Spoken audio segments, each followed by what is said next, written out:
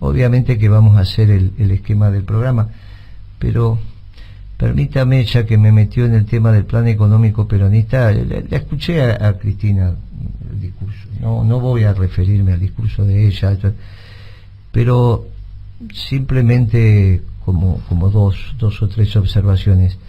Que los muchachos que le hacen los gráficos le hagan lo que ella quiere demostrar, porque con el gráfico que mostró, con los dos gráficos que mostró hoy, hay que votar a Macri, porque es cuando estuvieron mejor los trabajadores según ella. Miren los gráficos, es que no sé quién se los hace, no sé qué les pasa, no los miran, no los estudian. Bueno, es que ella no, Guitia, ¿qué capacidad puede tener un abogado de leer gráficos? Coordenada, ¿qué me está diciendo? Un abogado que un eje cartesiano no lo sabe leer. Bueno, pero puede mirar si va no lo sabe leer. Va para abajo, por favor, va por arriba de la otra, ya se puede dar cuenta que se estará bueno, mejor. Pero no te tuvo a vos de docente. Pero entonces no hubiese presentado ese gráfico. Si está clarísimo el primer gráfico que presentó, que el mejor momento de los salarios fue con Macri. Eso es de loco. Pero es increíble lo que presenta.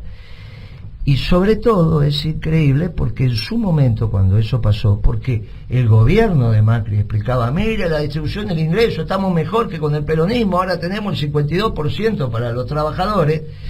Hicimos un artículo donde explicamos que eso no es que el INDEC había hecho mal el cálculo, había cambiado la metodología. No, tampoco, ese es un problema extremadamente técnico, pero el tema es así. Cuando vos medís lo que aporta cada sector a la economía, vos le sumás los impuestos, le restás los subsidios.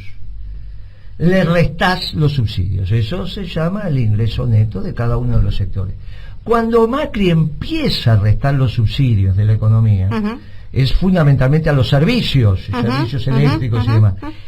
Entonces, como los servicios vienen restando, los subsidios vienen restando, cuando vos se los socás, ese sector parece que aporta más. Claro. Muy bien. Cuando vos le sacás un pedacito, el total parece más grande en la comparación. ¿Por qué? Porque restabas la participación de electricidad porque le daba subsidio. Como el servicio eléctrico tiene alto componente de mano de obra, entre comillas, porque en realidad tienen que justificar con los salarios y la participación de los trabajadores que la tarifa no cubre los costos, ganar, se entiende lo que estoy diciendo. Entonces, cuando restan los subsidios, como la participación de los salarios en el sector de energético, sobre todo, es más alta que en la UOM, es más alta que en el comercio, es obvio que un trabajador gana más. Entonces, parecía que había aumentado la participación de los salarios, cuando en realidad era lo mismo. Lo que había pasado es que habías deteriorado los salarios porque habías quitado los subsidios como capacidad de compra, pero por la construcción metodológica. Yo sé que esto es difícil de entender, pero cuando vos algo que estás restando lo quitas, eso parece más. Y como restás subsidios al sector energético, y el sector energético entonces pasa a tener una participación mayor porque ya no le restás, y ahí los salarios dentro de ese sector son mayores, entonces parece que habían aumentado los salarios. Bueno, una barbaridad, no había aumentado nada, era simplemente cómo se construye. Mire, aparte de que esos gráficos no sé quién se los hizo y que está mal y que ella no entiende y que habla de lo que no sabe, lo peor de todo, Guitia, con esto al menos yo termino mi alocución sobre Cristina, es que reivindicó el modelo austríaco, las bases del modelo austríaco, los modelos de Milei reivindicó. Cuando habla de la competencia, cuando habla de la información, cuando habla de pulverizar la oferta, es lo que te enseñan en la facultad cuando empezás a estudiar economía como modelo de... Que la distribución de bienes y servicios la regula el mercado. Como competencia perfecta. ¿Vos decís que es el modelo de Milei, no es el de Melconian? Sí, claro, también es el de Melconian y también es el de los socialdemócratas. Este es el tema, es el de los socialdemócratas. Donde se toca haciéndose la confluencia verdadera, porque salvo que hubiera un terremoto, la expectativa no es que el próximo responsable de economía sea Milei, pero cómo se va enhebrando para tratar de que no vuelva a ser un proyecto peronista y que sea por el lado de lo amarillo, sea por el lado del frente de alguno, se respalden en el mismo espacio, como ya mismo lo están mostrando con esta gestión de economía, ¿no? Ella dijo así: bueno, tenemos que hacer estas cosas en el mercado porque no hay esto, y cuando menciona esto es información para todos tienen acceso a la misma información, hay competencia que ordena, y entonces la oferta está pulverizada, no hay grandes empresas, son todas pulverizar la oferta, hay información completa y hay competencia completa, es el modelo de competencia perfecta, que ahí incluso molesta el Estado. Por eso Milei no quiere Estado, porque molestan la competencia perfecta. Mire, está bien, esto es para oídos avesados, pero no tenía ninguna necesidad de defender el esquema de Milei. No tenía ninguna necesidad de decir que los salarios estaban mejor en el gobierno de Macri. Mire, la verdad que yo no sé para qué, la verdad que te digo algo peor, no sé si peor, para mí peor, no solo no tenía necesidad, no tenía derecho a decir que ella tuvo que elegir a Alberto y hacer esa política, porque la CGT tenía una buena actitud hacia Macri. Increíble. Eso para mí es imperdonable, porque ponele que ella habla de economía que no comprende, y muchas cosas parecen sutiles. Por eso es tan importante como cuando vos explicás y decís: mirá, acá sí vamos a hablar que gana, que aquello, que esto conviene más. Hay que hacer costo, ¿qué significa? Saber qué cuesta producir las cosas, cuánto es razonable que se gane, y ahí hablamos de precio. Listo. Cualquier otro esquema quiere decir que hay alguno que es más vivaracho, que tiene poder.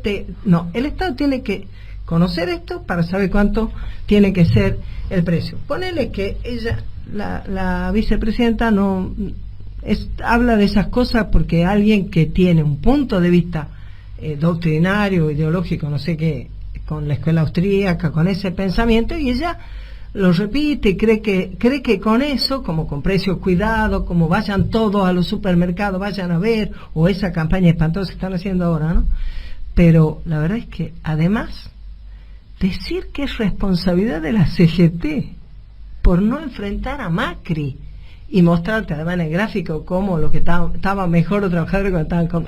La verdad no tiene pie ni cabeza, es imperdonable, porque pedirle al gremialismo que haga el rol que no se atreve a hacer la política, porque ha transformado la política en un servicio de sí mismo en vez de un servicio para el bien común. Eso para mí es infame. Eso ya no es ni siquiera que no sabe, que se equivocó, eso es infame. Pero después vamos a hablar del asunto de precios cuidados, o como se llame. Empecemos a transitar las características del programa y vayamos a lo importante. ¿Qué pasa? Mire, algunos temas que pasaron esta semana y algunos temas poco más de fondo que me gustaría después reflexionar con Bea y con Pablo. Usted sabe que tuvo que ir el Ministerio de Economía a discutir, a defender el presupuesto en el Senado. Pero bueno, no podía ir Massa, que estaba el partido de Tigre, que no estaba el partido de Tigre, no tiene importancia, tiene que ir el ministro, pero no podía ir porque le iban a hacer preguntas intensas. Por supuesto, fue una decisión política. Entonces lo mandaron a Rubinstein.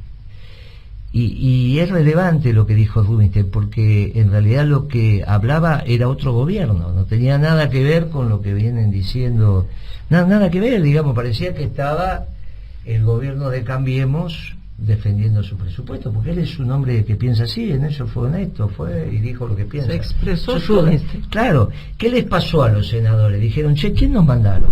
No podemos hablar nada, que entonces Massa los convocó a un asado anoche.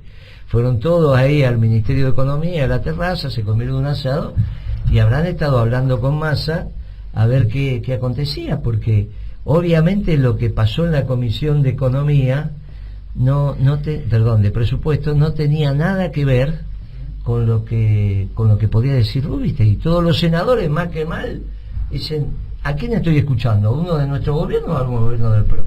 Bueno, después Massa les mostró la terraza y son esas fotos que están hoy ahí. Pero esto va indicando que va llegando a su techo en cuanto a sus presentaciones. Ya está, no puede seguir, digamos, no tiene dominio de lo que habla, no se sabe, no entiende. Una cosa es que lo diga de Cristina, que presenta gráficos que no tienen nada que ver, bueno, pero este es el ministro de Economía.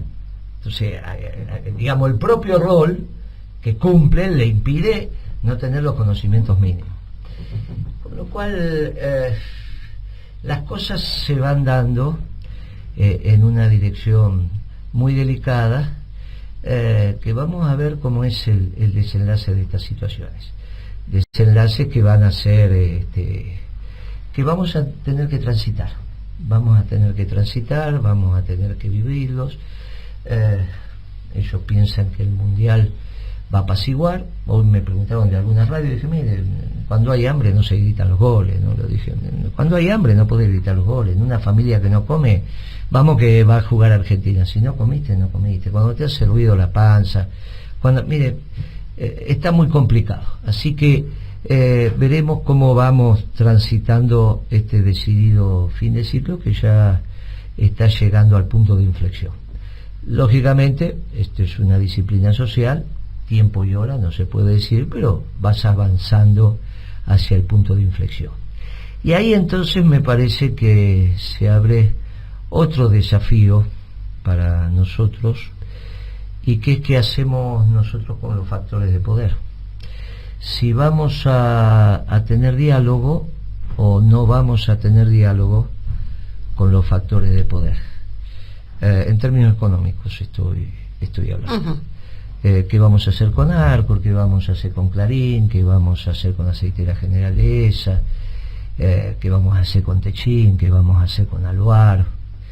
Vamos a dialogar y de alguna manera vamos a empezar a explicitar que ellos tienen una decisión mucho más relevante que nosotros para tomar. Mire, como lo venimos diciendo hace mucho tiempo, este gobierno iba a dejar al peronismo en el punto de extinción. Hoy ya todo el mundo, nosotros empezamos a decir esto hace muchos años, pero hoy lo está diciendo todo. ¿Qué va a ser del peronismo? ¿Qué va a pasar con el peronismo? Ellos perciben esto, que por primera vez pueden terminar con el peronismo. Terminar con el peronismo implica terminar básicamente con los derechos de los trabajadores, la CGT, desestructurar el movimiento obrero organizado, lo que Cristina también ayudó hoy, digamos, con su discurso, como bien marcaste vos, Pimpi. Ahora, es una decisión de hierro que tienen que tomar los sectores de poder, porque pueden apostar. Nunca el peronismo estuvo más débil que ahora, ya lo dijimos hasta el cansancio, ni siquiera cuando nos mataban, nos torturaban, nos fusilaban, nunca dudábamos del éxito. Ahora sí, estamos en una situación de casi nocaut.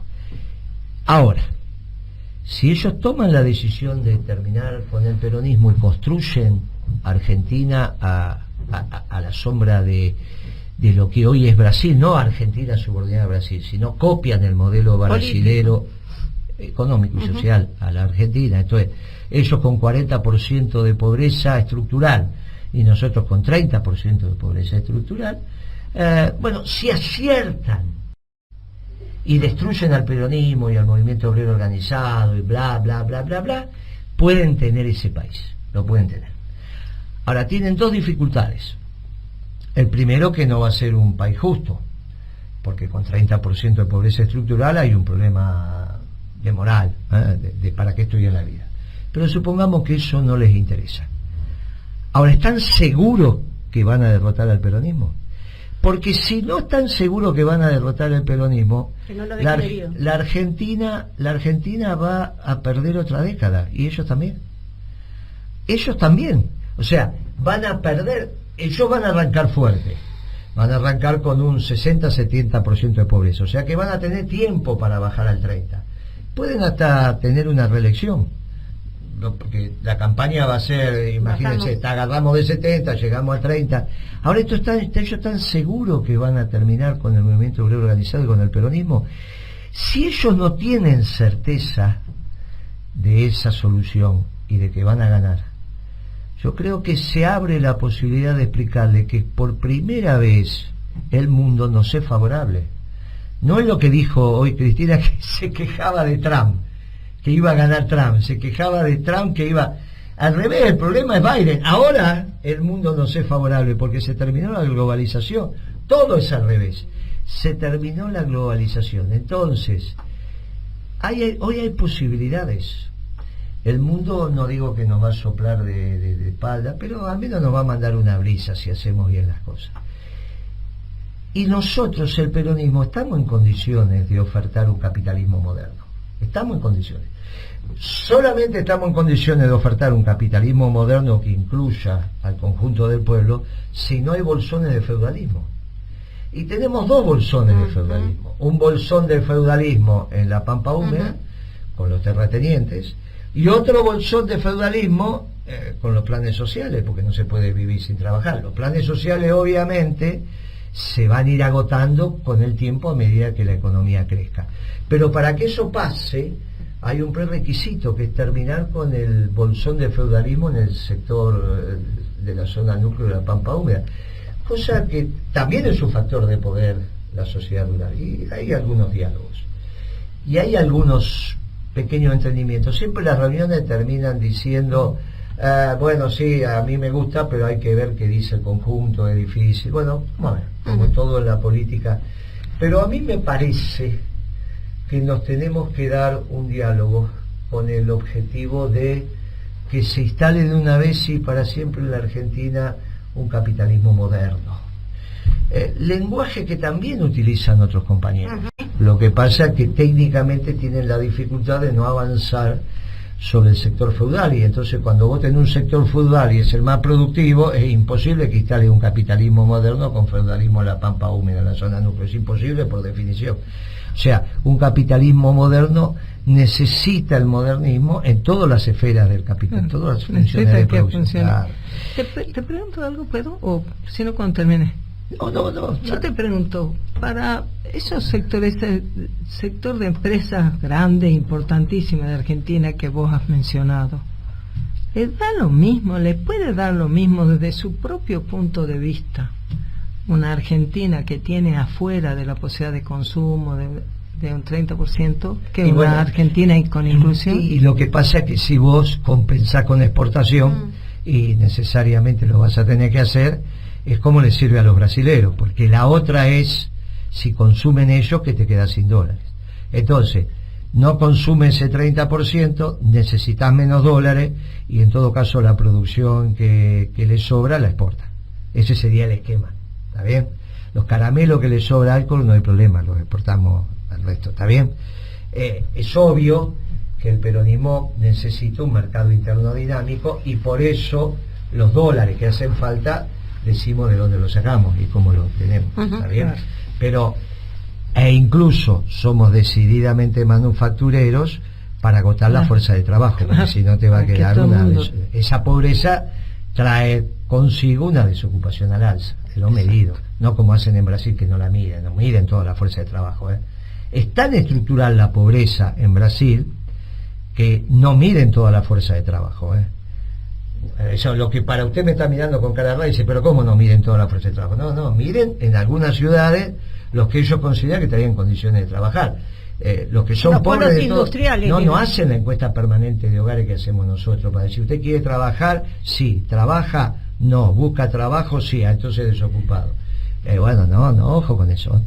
En Brasil a los excluidos son excluidos incluso de las fuerzas vinculados a la socioeconómica.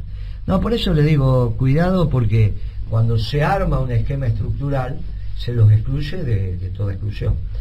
Pero esto del diálogo con los factores de poder que se tiene que dar el peronismo, y que para eso el movimiento obrero organizado es fundamental, es fundamental, porque el movimiento obrero organizado dialoga. Pero es la comunidad organizada. Claro, dialoga todo el tiempo. No es que el sindicato de la alimentación no dialoga con Arcor, o Forlán no dialoga con Roca. Todo el tiempo dialoga. Entonces es muy importante que nosotros entendamos que este capitalismo moderno que prohija el peronismo también puede incorporar a los sectores de poder, como lo llaman, a los factores de poder, y sobre todo que mantengamos un diálogo racional, de la misma manera que tenemos que mantener un diálogo con los Estados Unidos. Cuando usted dice América para los americanos, es un diálogo de Canadá para abajo, ¿está bien? Obviamente que tenemos el eje de América hispánica o Iberoamérica ahora, porque incorporamos a Brasil, pero se entiende lo que estamos diciendo. Es interesante que abramos este debate, y ahí nos separamos también de esta ridiculez del progresismo que piensa lo bueno y lo malo y qué pasa y todas estas tonterías.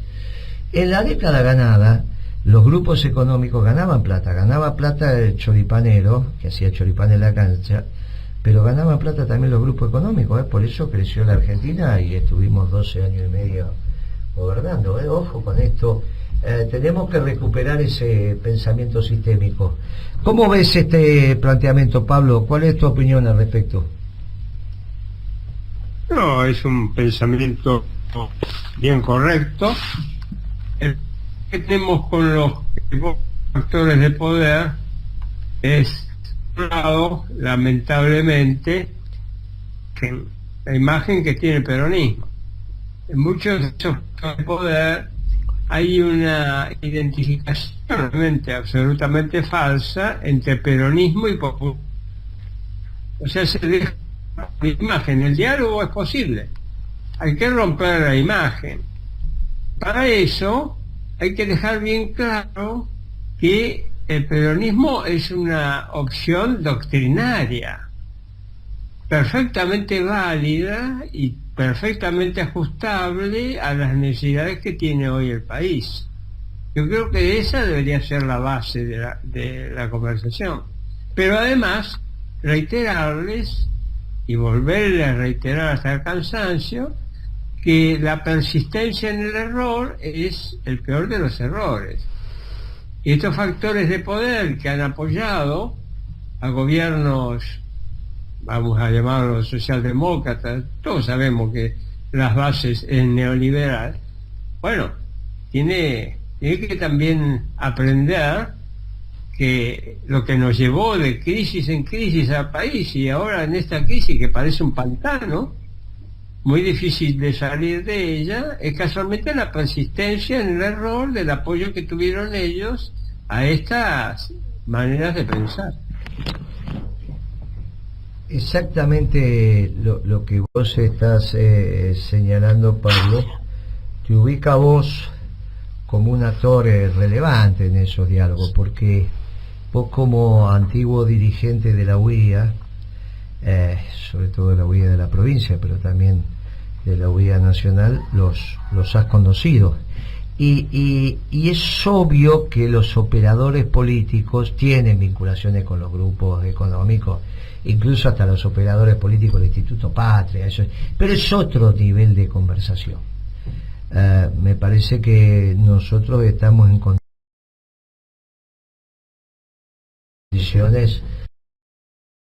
condiciones de tener una conversación que apunte a la construcción sistémica de un modelo de país, de encontrar los mínimos comunes denominadores también dentro del modelo de desarrollo con ellos, y que los incluye como actores sustantivos. De la misma manera que nosotros deseamos que la sociedad rural diga finalmente sí, podemos consensuar una ley de arrendamiento que va a tener estas características de compensación con un bono por el esfuerzo recibido a 25 o 30 años, tenemos que demostrar que estamos en condiciones de decirle a los factores de poder que nosotros los vamos a incorporar en este espacio del capitalismo como nosotros lo estamos pergeñando, con un mercado interno dinámico y con aptitud exportadora, y que la administración del comercio exterior favorece el desarrollo de nuestras industrias, y que las posiciona para un mercado externo en una envergadura superior. Si vos tenés dominio de tu mercado primario, es obvio que ya podés ir a la aventura de la conquista de terceros mercados desde un piso sólido.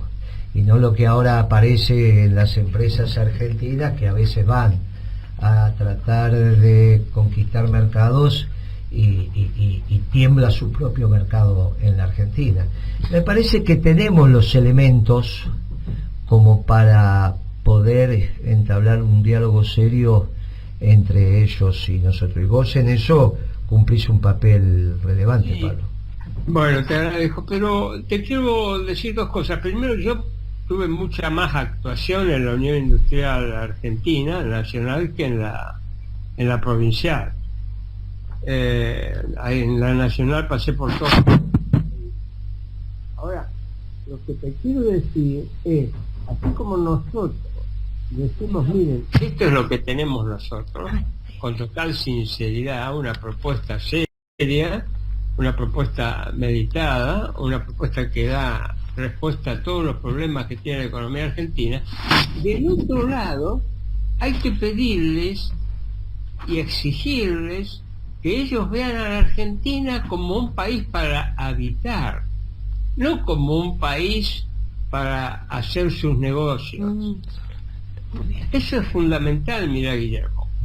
Si verdaderamente ellos quieren un país para habitar, una habitación, una cohabitación, pues tiene que estar abierta a este tipo de soluciones, porque la solución del 30%, te digo, ¿no?, es una solución complicadísima a nivel de la convivencia, a nivel social. Bea, ¿estás ahí, amiga? Sí, ¿me escuchan? Sí, perfectamente. Perfecto. ¿Vos tenés algunas experiencias de negociaciones internacionales que son un ejemplo de cohabitación, como diría Pablo, y en algunos sectores específicos? Ahora, si me permitís, quiero complementar con algo que ocurrió esta semana, porque a mí me enojó muchísimo que empezó a circular, no compres, voy a decirlo con nombre y apellido, no compres azúcar Ledesma, no compres jabón Querubín, no compres leche Sancor y no compres Coca-Cola. Además poniéndolos a todos en una misma bolsa y como si pareciera... bueno. Primero circuló y no tenía firma, nadie se hacía cargo de esos posteos.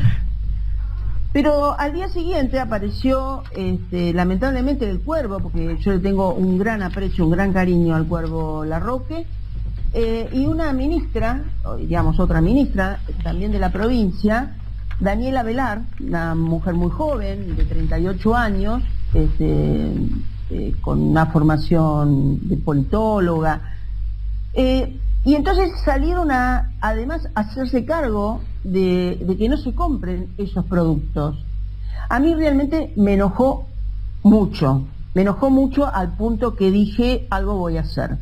Y algo hice, por eso pararon.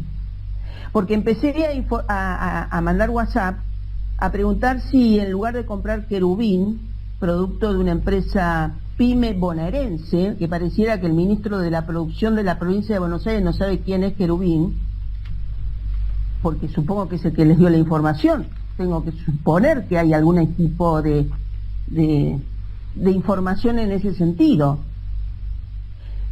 Entonces, si no compras Querubín, ¿qué compras? Skip. Digo, a ver, ¿qué es lo que está pasando? ¿Quién arma esta información y con tanta irresponsabilidad? Dos ministros de la provincia de Buenos Aires salen a decir no compren estos productos. Además, aclaro, Cristina, el año pasado, para presentar a los candidatos, los presentó en la empresa Querubín. Es un empresario nacional, vos lo conocés tanto como yo, Guillermo, o más, joven, es una empresa pyme, de capital nacional. Digo, a mí realmente un punto de incapacidad y de irresponsabilidad que me enoja mucho. Bueno, me enoja mucho. ¿No te acordás y por eso cuando vos me decís... Le dimos el crédito al bicentenario, ¿no te acordás? Pero lógico, pero además, digamos, los que conocemos su fábrica, y además es el que precisamente tiene el menor precio porque es la manera que tiene para competir con la empresa multinacional. Entonces, no voy a hablar de Sancor, tampoco voy a hablar de azúcar de ninguna empresa. Si pusieron como 4 carteles y con esos 4 carteles parecía que estaban haciendo la revolución. Digamos, no tienen la menor idea lo que es hacer la revolución, porque el peronismo es revolucionario. Y nunca, como vos, digamos, me preguntabas, que por supuesto que tengo experiencia, yo fui la negociadora a nivel nacional precisamente del azúcar en el Mercosur. Es decir, también estaba Ledesma, sin ninguna duda, y por supuesto todas las empresas de Tucumán, digamos, un producto regional emblemático que había que defender esa producción nacional frente a el diferencial competitivo de Brasil, que era el que determinaba los precios internacionales por su volumen y porque además hacía o azúcar o hacía combustible. Sí. Claro. Entonces, a ver, nosotros a la mesa de negociación iba el Estado Nacional, yo iba en representación del Estado Nacional, iba con los estados provinciales, íbamos con los empresarios e íbamos con los sindicatos, porque había que defender una industria nacional. Entonces, la verdad, viste cuando uno siente que además pasamos por tanta experiencia, no es que nos están contando como estás diciendo y como está afirmando Pablo y de su participación dentro de la Unión Industrial Argentina.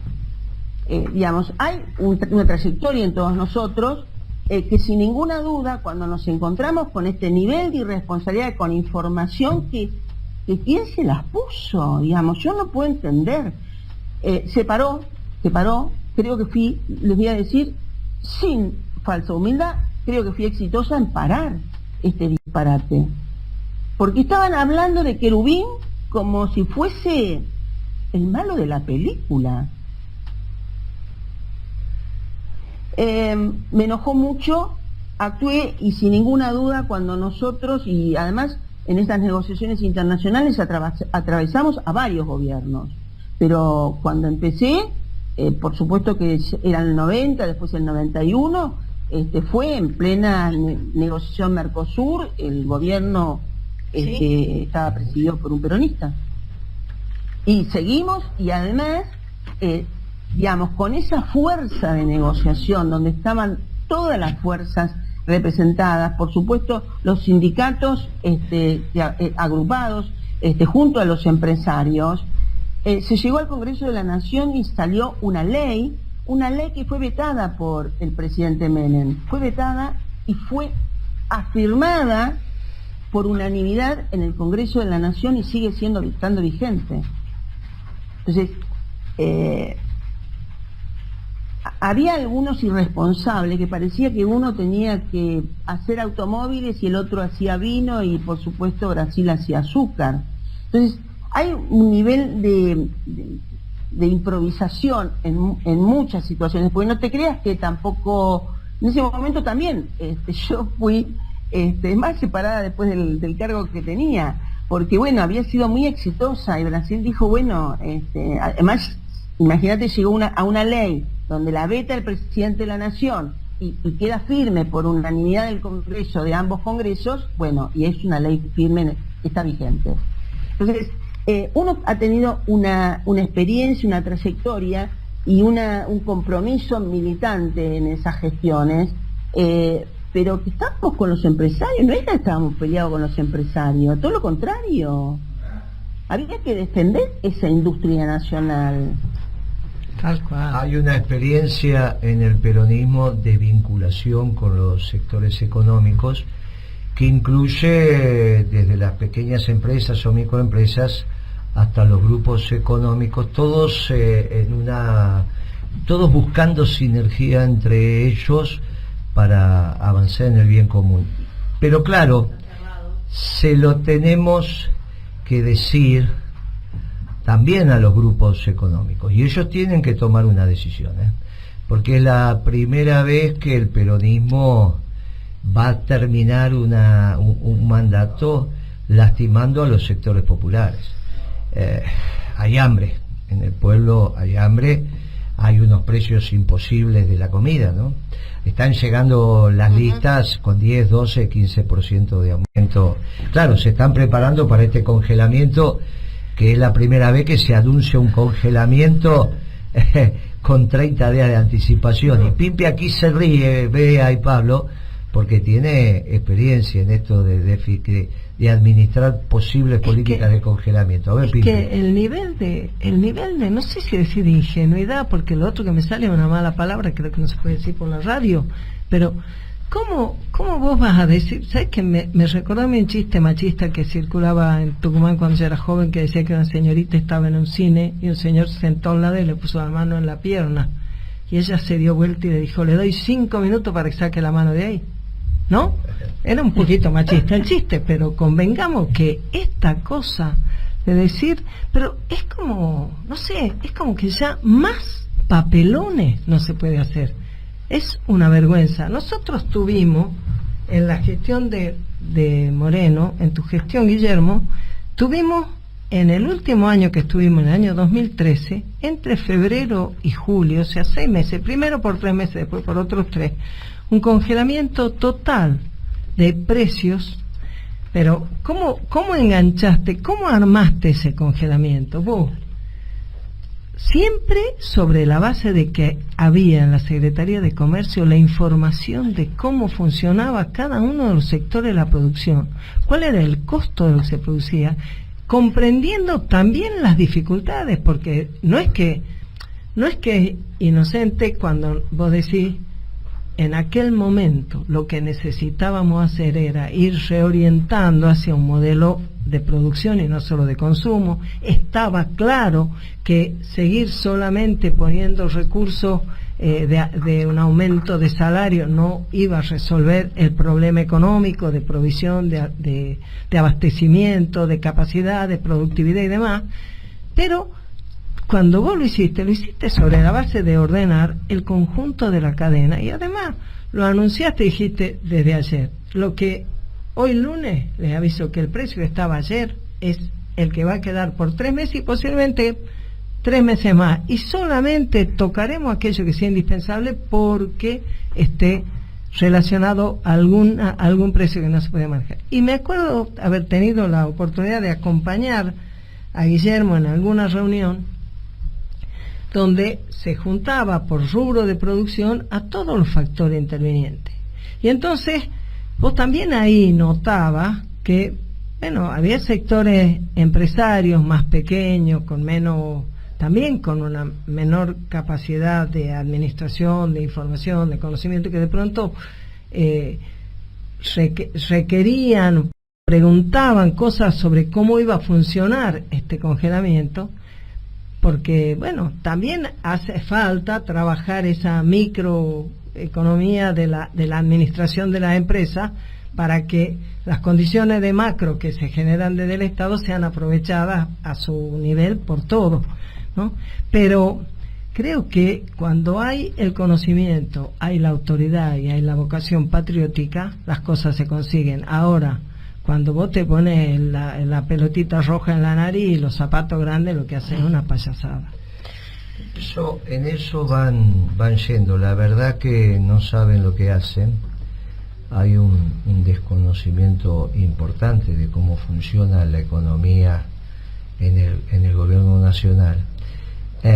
Y esto va a traer aparejado un alza de los índices inflacionarios y a su vez después de desabastecimiento. Ahora, como a su vez hay problemas en los insumos importados y no han planificado el ingreso de la mercadería en función de los dólares que tenés, esto está absolutamente desordenado. Entonces, empresas que tienen que en este momento vender los ventiladores que ya hicieron la paleta, la carcasa, los cables, pero hace muchos años que ya no se hacen motores pequeños en la Argentina, no se hacen, motores eléctricos pequeños no se hacen. Los motores de ventilador son muy pequeños, vienen de China o de algún otro país que fabrique.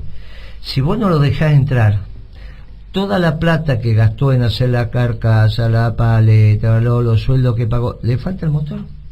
Pero si no vende ventiladores ahora, No es que los tiene que vender en enero, ¿no? En enero tienen que estar para las vidrieras. La fábrica lo tienen que hacer ahora.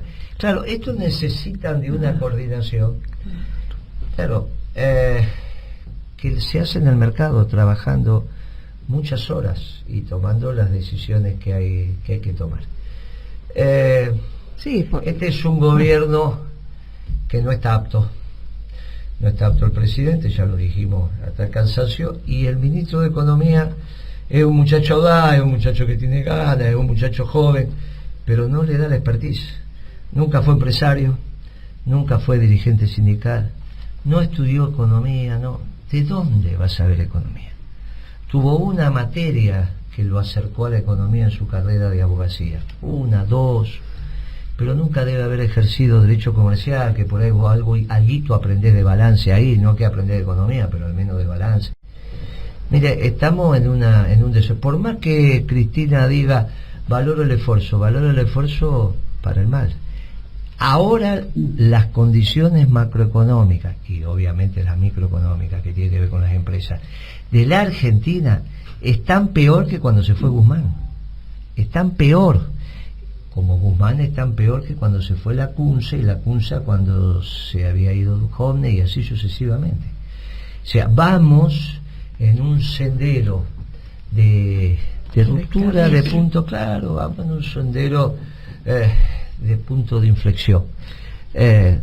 Obviamente, lo dijimos al principio, no estamos en condiciones de decir mañana, pasado ni la hora, pero hay una tendencia, y esa tendencia está clara en las empresas, por eso todas están tratando de ser la última en caerse. Claro.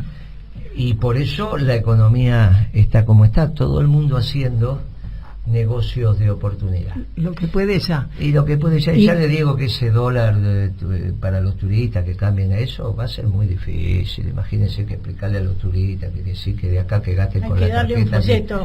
No, por eso. Todo es de una ridiculez. Imagínense cuando se estudia economía y se diga que había 20 tipos de cambios. Pero no. Es absolutamente absurdo lo que están señalando. Y por último, decirle a